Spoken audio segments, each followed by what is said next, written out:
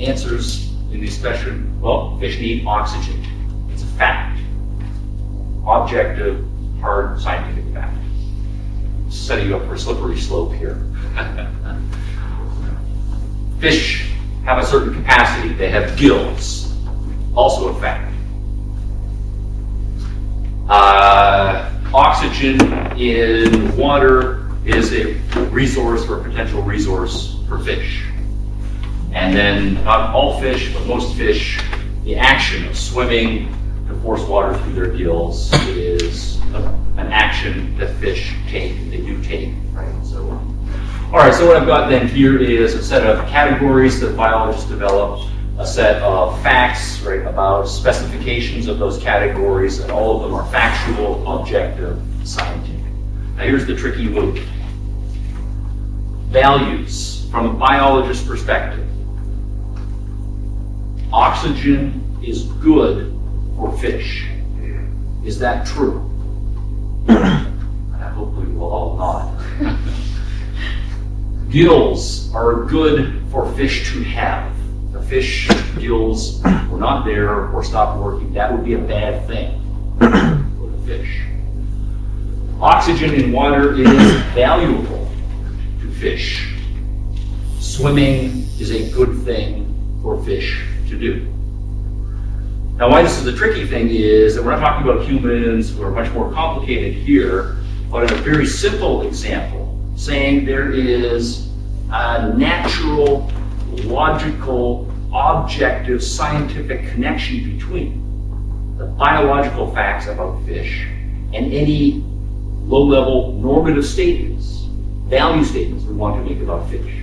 But this should all sound perfectly natural, perfectly normal, perfectly true, perfectly objective. There's nothing spooky, right, or weird, right, about ethics and values, right, in this particular case. So if we're a philosopher for fish, we would say, look after your gills, right, keep the water clean, practice your swimming, right, and so forth. Of course, fish don't need to conceptualize all of this.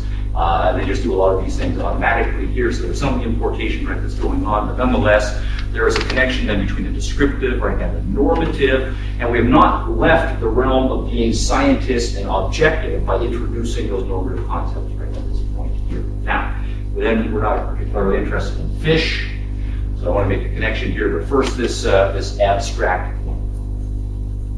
So hopefully some philosophy value added here.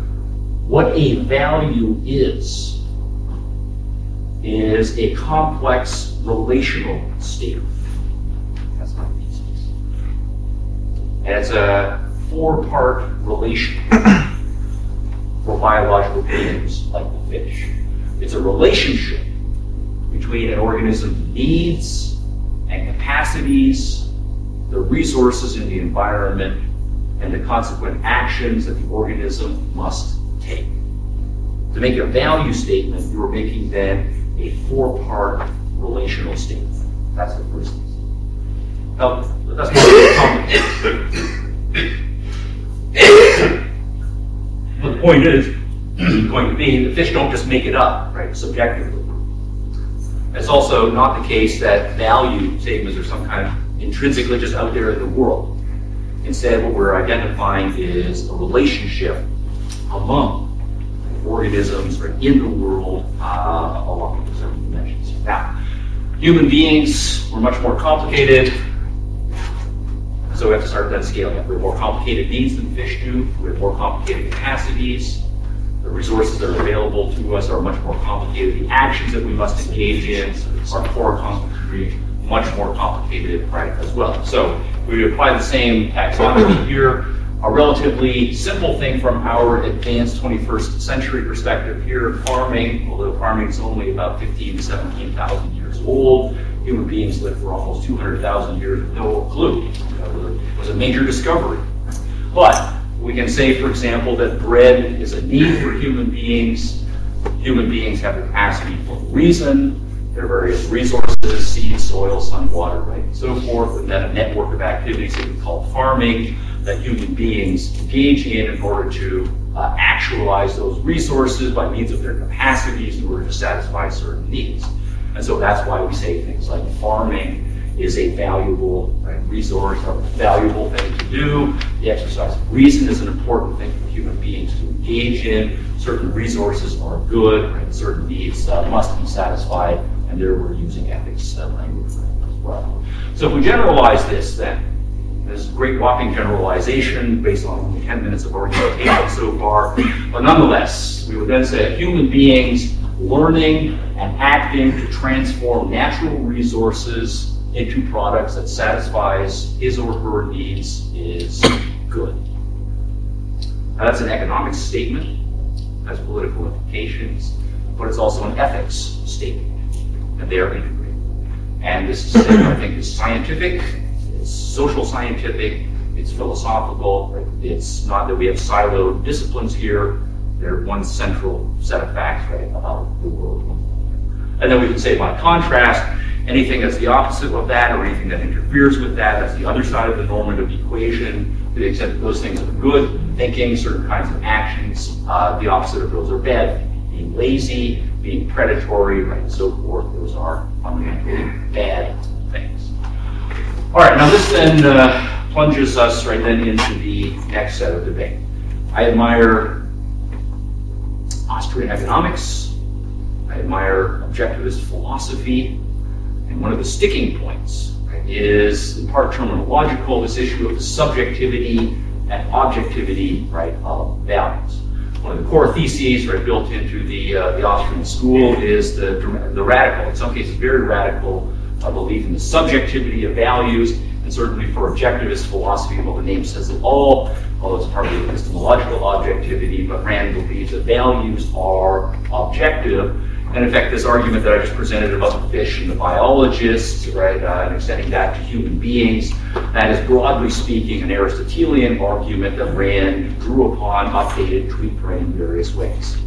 So what are the implications then of this way of thinking about things for this ongoing point of tension between Austrian economics and objectivist philosophy? Now I want to say, I think that most of this is terminological. It doesn't have to be entirely terminological, but in many cases what the objectivists and the Austrians are picking out are the same facts, but they're describing them in different terms.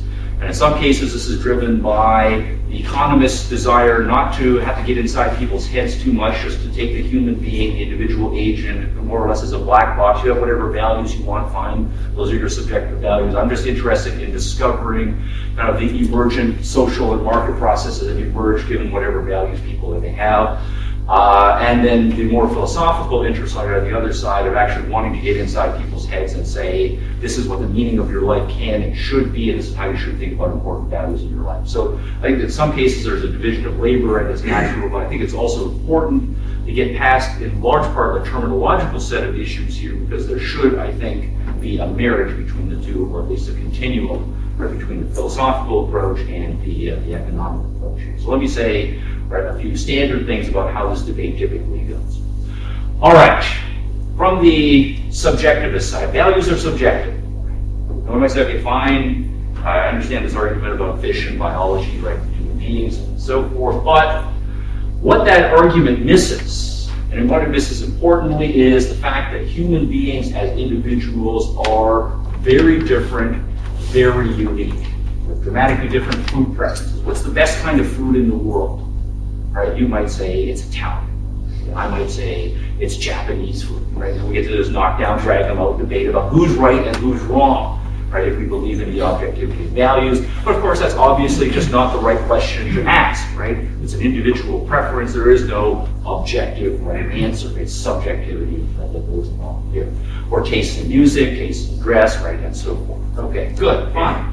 And also, that argument from the subjective side will be, say, to the extent that we start saying that there are such things as objective values, that values are factual, there's right and wrong, right and so forth, does this not set us up for a politically undesirable consequence? Because then if we start saying that there are right values, but other people out there aren't acting according to their choices, according to the right values, then that we therefore have the right, the moral authority to step in and stop them from doing bad things in order to do the objectively right thing. And so is it not the case of a certain amount of tolerance, right, If we think that tolerance is a legitimate value socially, you go your way, I go my way, to the extent that we disagree, requires that we don't have people dogmatically believing in objective values that they can then impose on various sorts of people. All right, like the food police. I'm starting to see the rise of the food police in the United States. I don't know how things are going down here in Argentina. All right, from the other side, right, of the equation, though, the objective side of the equation. So well, people who are interested in saying that values are ultimately subjective, they themselves run into a couple of problems here. But it does seem to be that there are such things as universally, factually true values. So that if I say, for example, that oxygen is good for you, you have no choice about that. It's not a subjective preference, right, on your part. And if you say, no, objectivism is not good for me, well, you're wrong. Sorry, or oxygen, I'm not sure which one I said there. If you say oxygen is not good for me, you made an error. You made a moral error with lots of implications, right, and so forth. And I'll save the unicorns for just a minute here.